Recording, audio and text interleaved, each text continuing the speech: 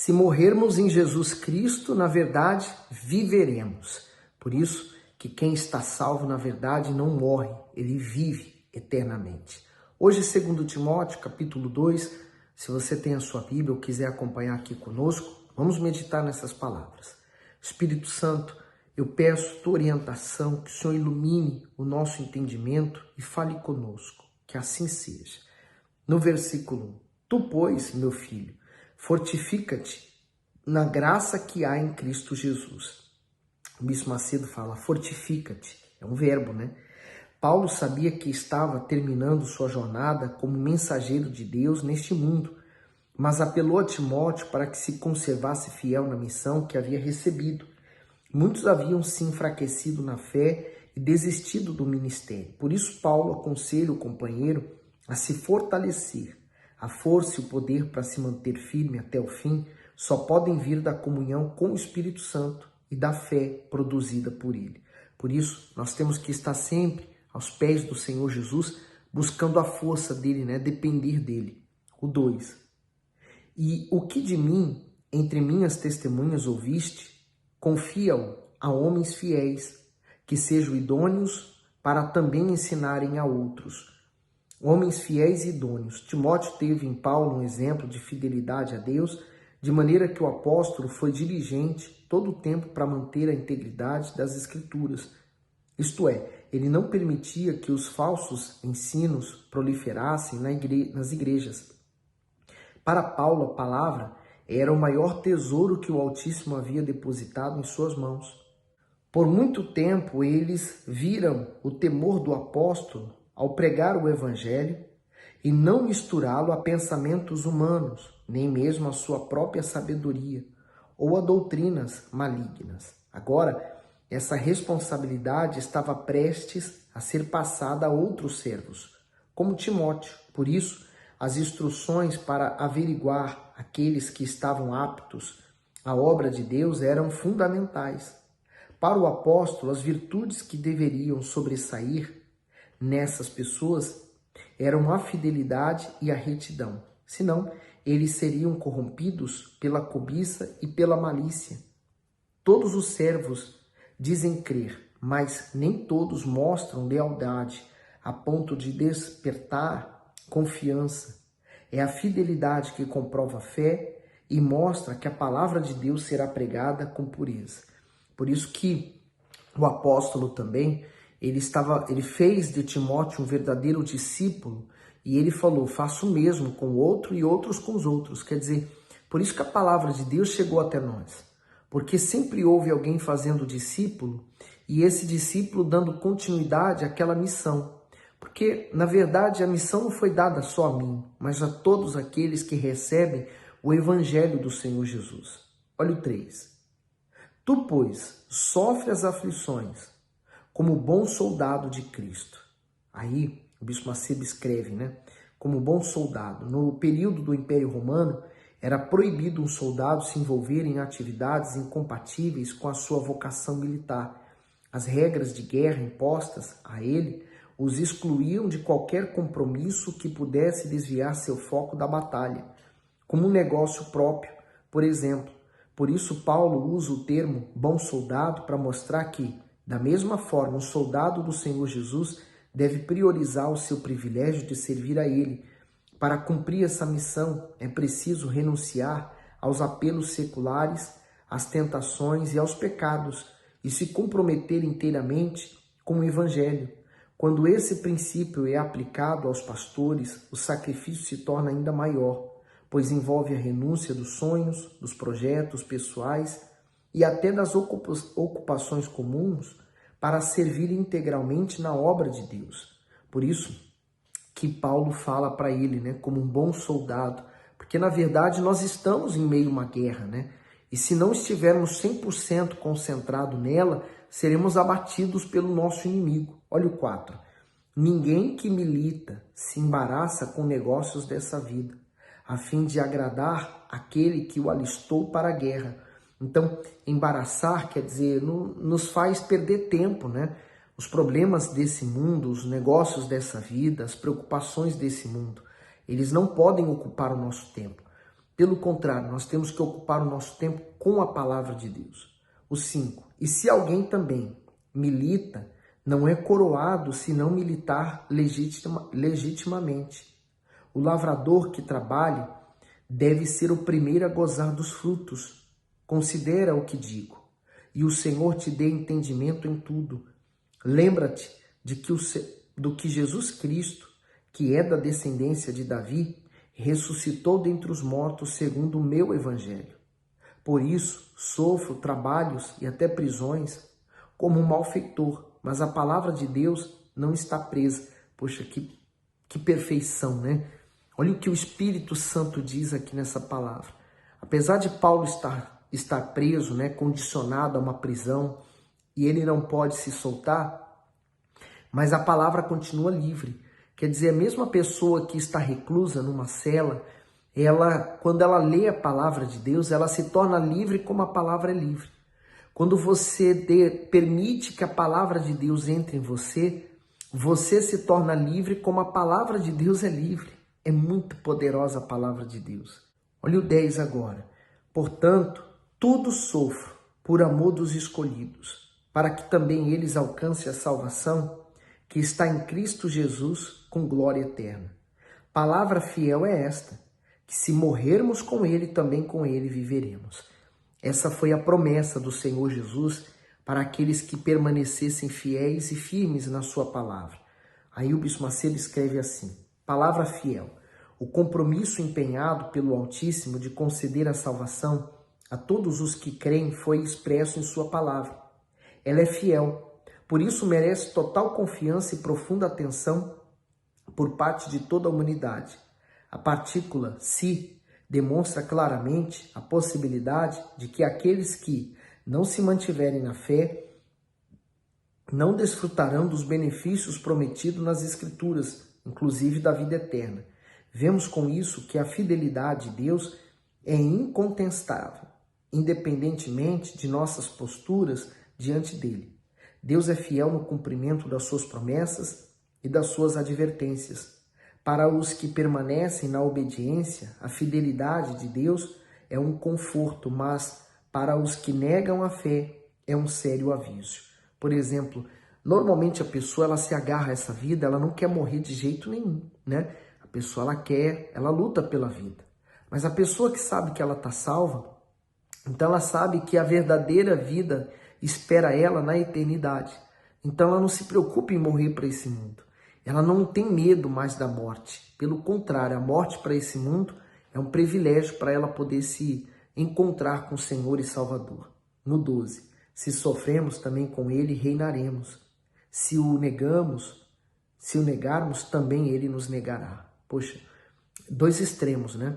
Por isso que a condição está naqueles que obedecem e aqueles que não obedecem. Quer dizer, se eu obedeço, eu estou certo que eu vou sofrer, porque se eu obedeço a Deus, eu me torno inimigo do mundo. E o mundo passa a me perseguir naturalmente.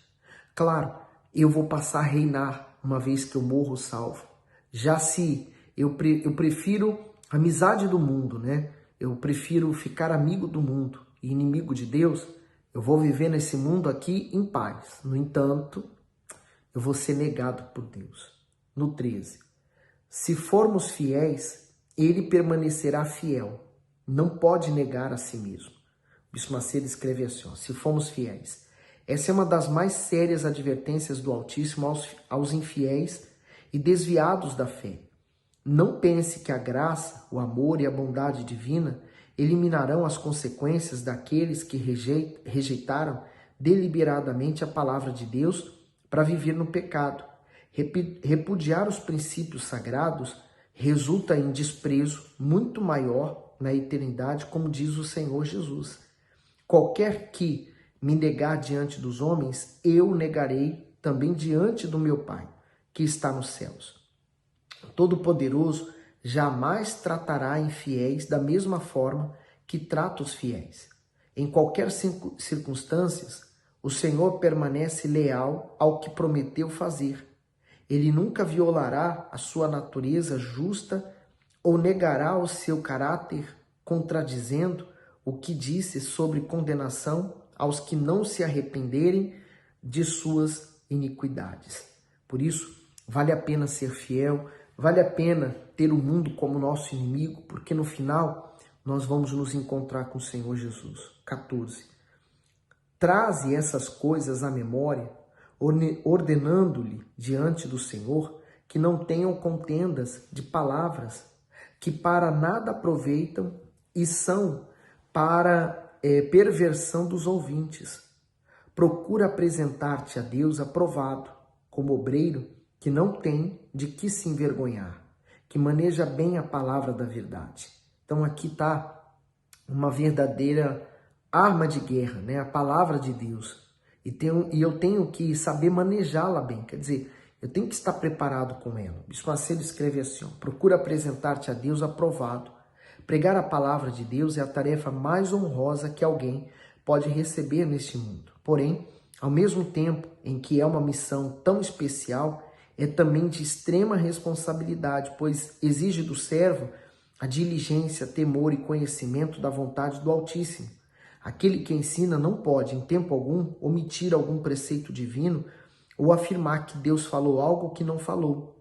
Assim, como um trabalhador precisa ser aprovado pelo seu superior, quem trabalha no ofício sagrado tem que ser aprovado pelo Todo-Poderoso. É claro que há pessoas que vivem tão preocupadas em ser reconhecida pelos homens que nem sequer nutrem o desejo de saber o que o Senhor pensa sobre elas e sobre o seu serviço. Uma das formas do servo saber se está sendo aprovado por Deus é quando olha para a sua conduta e para o seu empenho na obra e não encontra motivos de vergonha. Isso significa que ele vive e ensina a palavra com fidelidade, de modo que ninguém pode acusá-lo de negligência. E aí o 16. Mas evita os falatórios profanos, porque produzirão maior impiedade, e a palavra desses roerá como gangrena, entre os quais são Emineu e Fileto, os quais se desviaram da verdade, dizendo que a ressurreição era já feita, e perverteram a fé de alguns. Veja que o diabo ele sempre levanta pessoas que estavam no nosso meio e que mudam de ideia da noite para o dia e passam a pregar totalmente contra. Então essas pessoas são levantadas pelo mal para confundir, para causar dúvidas, discórdias, confusão, apenas para fazer com que outras pessoas não consigam entrar no reino dos céus. No 19. Todavia o fundamento de Deus fica firme, tendo este selo: o Senhor conhece os que são seus, e qualquer que profere o nome de Cristo, aparte-se da iniquidade. Ora, numa grande casa, não somente há vasos de ouro e de prata, mas também de pau e de barro, uns para honra, outros, porém, para desonra. Então aqui ele demonstrou bem, né? Aqueles vasos, eles eram vasos, mas infelizmente se tornaram vasos para desonra. O comentário do bispo: numa grande casa, a igreja é semelhante a uma grande casa, em que há variedade de utensílios para diferentes fins. Os vasos, por exemplo, feitos de ouro, prata, madeira e barro, podem ser destinados para propósitos distintos, como abrigar óleo ou água, servir de alimento, ornamentar ou simplesmente ficar encostados sem nenhuma utilidade em um lugar qualquer. Essa comparação foi usada para evidenciar que a igreja também não há uniformidade quanto às pessoas e quanto ao serviço que prestam para o reino de Deus.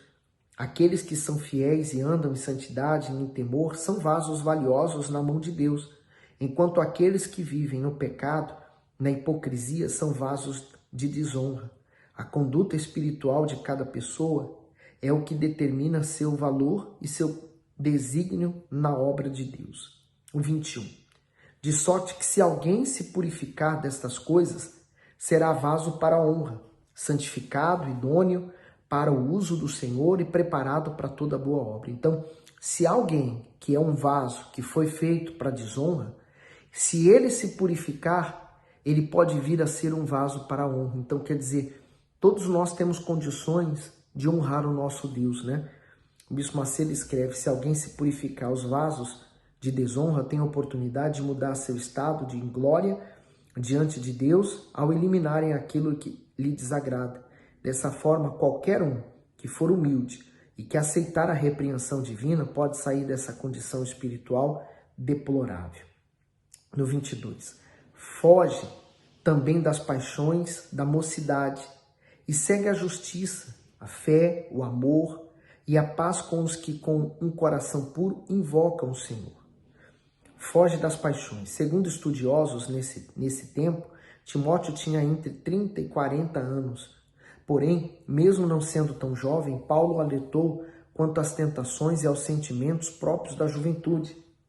As Escrituras não ordenam que o justo se esquive de suas lutas, nem que corra amedrontado por causa do diabo ou das perseguições, mas o advertem a fugir do pecado e das inclinações da própria carne.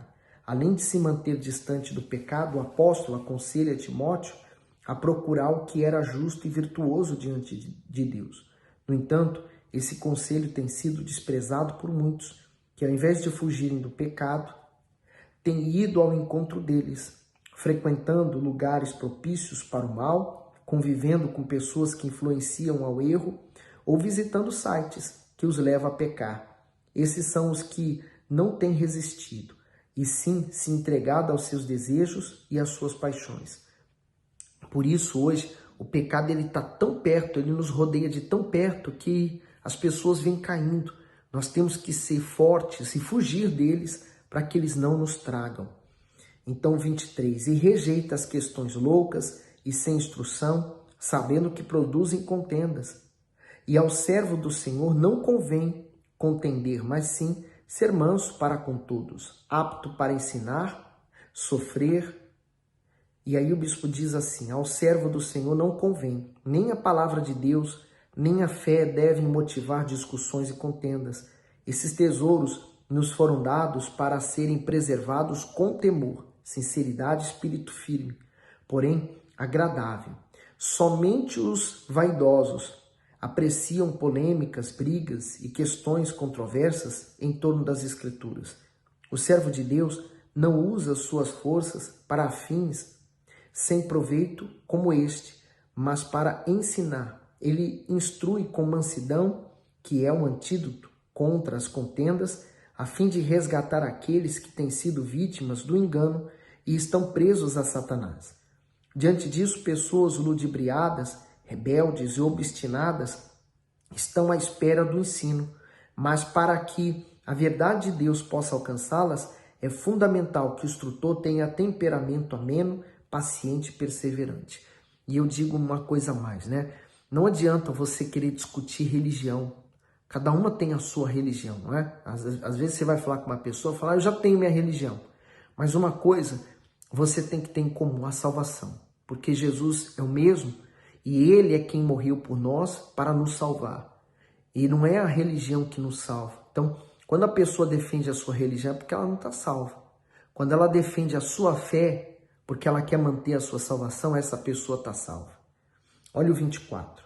E o servo do Senhor não convém contender, mas sim ser manso para com todos, aptos para ensinar, sofredor, instruindo com mansidão os que resistem, a ver se porventura Deus lhe dará arrependimento para conhecerem a verdade e tornarem a despertar, desprendendo-se dos laços do diabo em que a vontade dele estão presos.